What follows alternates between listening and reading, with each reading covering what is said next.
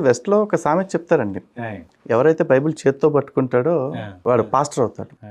మామూలుగా. అవును. బైబిల్ వినేవాడు ఎవరైతే ఉంటాడో వాడు క్రిస్టియన్‌గా ఉంటాడు. అవును. బైబిల్ చదివిన వాడు ఎవరైతే ఉంటాడో వాడు ఎక్స్ క్రిస్టియన్ అవుతాడు. ఇది చెప్తారు. చాలా మంచి విషయం చెప్పారు. అంతే. నిష్టగా బైబిల్ చదివి దీనిలో ఏముంది అని తెలుసుకుంటే క్రిస్టియానిటీలో ఎవ్వరూ ఉండరు. అవునండి. హ్మ్.